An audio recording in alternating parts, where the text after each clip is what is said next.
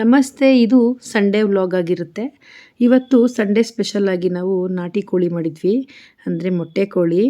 ಮೊಟ್ಟೆ ಕೋಳಿ ಸಾಂಬಾರಂತೂ ಎಷ್ಟು ಚೆನ್ನಾಗಿತ್ತು ಅಂದರೆ ಅಕ್ಕಪಕ್ಕದ ಮನೆಯವರೆಲ್ಲ ಕೇಳ್ತಾಯಿದ್ರು, ಏನು ನಿಮ್ಮ ಮನೇಲಿ ಸ್ಪೆಷಲ್ ಇವತ್ತು ಅಂತ. ಅಷ್ಟು ಚೆನ್ನಾಗಿತ್ತು.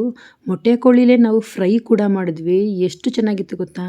ಫಸ್ಟಿಗೆ ನಾನು ಒಂದು ಕುಕ್ಕರ್ಗೆ ಸ್ವಲ್ಪ ಎಣ್ಣೆ ಹಾಕ್ಕೊಂಡೆ. ಒಂದು 2 ಸ್ಪೂನಷ್ಟು ಎಣ್ಣೆ ಹಾಕ್ಕೊಂಡು ಒಂದು ಅರ್ಧ ಈರುಳ್ಳಿ ಮತ್ತು ಒಂದು ಗೆಡ್ಡೆ ಬೆಳ್ಳುಳ್ಳಿ, ಸ್ವಲ್ಪ ಮೆಣಸು ಮತ್ತು ಒಂದು 1/4 ಸ್ಪೂನಷ್ಟು ಅರಿಶಿಣ ಪುಡಿ ಇಷ್ಟು ಹಾಕ್ಕೊಂಡು ಫ್ರೈ ಮಾಡ್ಕೋಬೇಕು. ಸ್ವಲ್ಪ ಗಮ್ ಅನ್ನೋವರೆಗೆ ಇದನ್ನು ಫ್ರೈ ಮಾಡ್ಕೋಬೇಕು.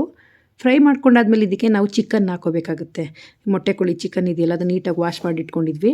ಅದನ್ನು ನಾವು ಬರ್ನಿಂಗ್ ಮಾಡಿಸಿದ್ವಿ, ಸ್ಕಿನ್ ಔಟ್ ಮಾಡಿಸಿರಲಿಲ್ಲ. ಈ ಬರ್ನಿಂಗ್ ಮಾಡಿಸಿದ್ನ ಚಿಕನ್ನ ಹಾಕ್ಕೊಂಡು ಸ್ವಲ್ಪ ಇದಕ್ಕೆ ಉಪ್ಪು ಹಾಕ್ಕೊಂಡು ಈ ಥರ ಮಿಕ್ಸ್ ಮಾಡ್ಕೋಬೇಕು. ತಿರುಗಿಸೋಕ್ಕಾಗಲ್ಲ, ಯಾಕೆಂದರೆ ಜಾಸ್ತಿ ಇರುತ್ತಲ್ಲ. ಈ ಥರ ಕುಕ್ಕರ್ನಲ್ಲಿ ಮಿಕ್ಸ್ ಮಾಡಿಕೊಂಡ್ರೆ ಚೆನ್ನಾಗಿ ಕ್ಲೀನಾಗಿ ಮಿಕ್ಸ್ ಆಗುತ್ತೆ ಒಂದಕ್ಕೊಂದು. ಇದು ಚೆನ್ನಾಗಿ ಉರಿಬೇಕು. ಚಿಕನ್ನಲ್ಲಿ ಎಕ್ಸ್ಟ್ರಾ ನೀರೇನಿದೆ ಅದೆಲ್ಲ ಸುಂಡೋಗಬೇಕು. ಅಲ್ಲಿವರೆಗೂ ಚೆನ್ನಾಗಿ ನಾವು ಹುರ್ಕೊಬೇಕು ಇದನ್ನು. ಇವಾಗ ನಾವು ಒಂದು ಮಿಕ್ಸಿ ಜಾರ್ಗೆ ಸ್ವಲ್ಪ ಧನಿಯಾ ಪುಡಿ ಮತ್ತು ಖಾರದ ಪುಡಿ, ಅಂದರೆ ಮಟನ್ ಸಾರು ಪುಡಿ ಆಗಿದ್ರೂ ಆಗಿರ್ಬೋದು, ಇಷ್ಟು ಹಾಕ್ಕೊಂಡು ಒಂದು ಗೆಡ್ಡೆ ಈರುಳ್ಳಿನ ಹಾಕ್ಕೊಂಡು ಸ್ವಲ್ಪ ನೀರು ಹಾಕ್ಕೊಂಡು ರುಬ್ಕೊತಾ ಇದ್ದೀನಿ. ನೋಡಿ, ಈ ಥರ ನುಣ್ಣಗೆ ರುಬ್ಕೊಂಡಿದ್ದೀನಿ. ಚಿಕನ್ನು ಕೂಡ ನೀಟಾಗಿ ಹುರಿದ್ಕೊಂಡಿದ್ದೀವಿ. ಇದರಲ್ಲಿರೋ ನೀರಿನಂಶ ಎಲ್ಲ ಹೋಗಿ ಚೆನ್ನಾಗಿ ರೆಡಿಯಾಗಿದೆ ಚಿಕನ್ನು. ಈ ಟೈಮಲ್ಲಿ ನಾವು ಇದಕ್ಕೆ ರುಬ್ಬಿಟ್ಕೊಂಡಿರುವಂಥ ಖಾರದ ಪುಡಿ ಮತ್ತು ಈರುಳ್ಳಿ ರುಬ್ಕೊಂಡಿದ್ವಲ್ಲ, ಆ ಮಿಶ್ರಣನ ಇವಾಗ ಸೇರಿಸ್ಕೊತಾ ಇದ್ದೀನಿ. ಇದನ್ನು ಸೇರಿಸ್ಕೊಂಡು ಸ್ವಲ್ಪ ಪ್ರಮಾಣದಲ್ಲಿ ನೀರು ಹಾಕ್ಕೋಬೇಕಾಗುತ್ತೆ. ತುಂಬ ಜಾಸ್ತಿ ನೀರು ಹಾಕ್ಕೊಳ್ಳೋದು ಬೇಡ. ಜಸ್ಟ್ ಜಾರ್ ತೊಳೆದಿರೋ ನೀರು ಮಾತ್ರ ನಾನು ಇದಕ್ಕೆ ಸ್ವಲ್ಪ ಸೇರಿಸ್ಕೊಂಡು ಒಂದು 10 ವಿಷಿಲ್ನ ನಾನು ಕೂಗಿಸ್ಕೊತೀನಿ ಇದರಲ್ಲಿ.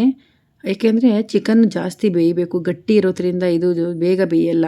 ಒಂದು 4-3 ವಿಷಲ್ಗೆಲ್ಲ ಬೇಯಲ್ಲ. ಒಂದೊಂದು ಚಿಕನ್ ಎಳೆದಾದರೆ ಬೇಗ ಬೇಯುತ್ತೆ. ಸ್ವಲ್ಪ ಮಿನಿಮಮ್ 10 ಕೂಗಿದ್ರೆ ಚೆನ್ನಾಗಿ ಸಾಂಬಾರು ಟೇಸ್ಟಾಗಿ ಚೆನ್ನಾಗಾಗುತ್ತೆ ಅಂತ 10 ಕೂಗಿಸ್ಕೊತಾ ಇದ್ದೀನಿ ನಾನು. ಇನ್ನು ಬೇಗ ಇನ್ನೂ ಅಷ್ಟೊಂದೆಲ್ಲ ನಮಗೆ ಸಾಫ್ಟಾಗಿ ಬೇಡ ಅಂತಂದರೆ ನೀವು ಒಂದು 6-7 ಕೂಗಿಸ್ಕೊಂಡ್ರೂ ಸಾಕು. ಬಟ್ ನನ್ನ ಪ್ರಕಾರ 10 ಕೂಗಿಸ್ಕೊಂಡ್ರೆ ಒಳ್ಳೆಯದು. ನೆಕ್ಸ್ಟು ಇನ್ನೊಂದು ಜಾರ್ಗೆ ಮಸಾಲೆ ರೆಡಿ ಮಾಡ್ಕೊತಾ ಇದ್ದೀನಿ.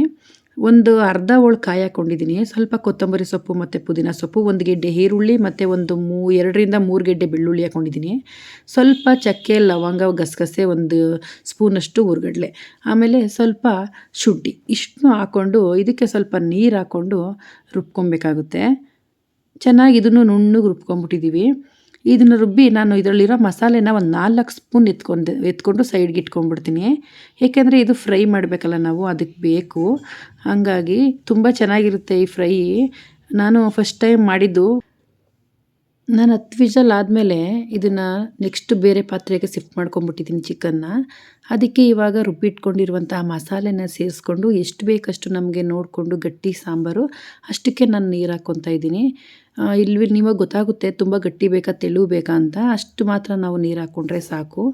ಇದು ಚೆನ್ನಾಗಿ ಕುದಿಬೇಕು. ಸ್ವಲ್ಪ ಉಪ್ಪು ಹಾಕಿ ಇದನ್ನು ಕುದಿಯೋಕ್ಕೆ ಬಿಟ್ಬಿಡೋಣ. ಆಲ್ರೆಡಿ ಉರಿಬೇಕಾದ್ರೂ ಉಪ್ಪು ಹಾಕಿದ್ವಿ ಚಿಕನ್ನ, ಹಾಗಾಗಿ ಸ್ವಲ್ಪ ಪ್ರಮಾಣದಲ್ಲಿ ಉಪ್ಪು ಹಾಕಿದರೆ ಸಾಕು.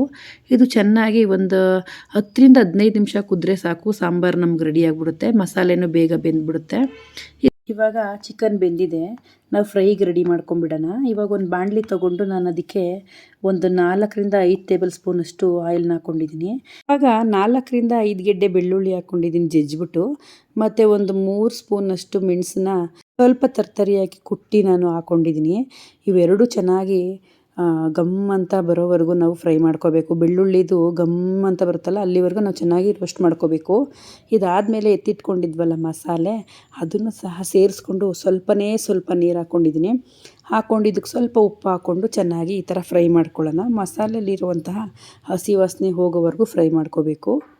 ಇವಾಗ ಫ್ರೈ ಆಗಿದೆ ಇದು.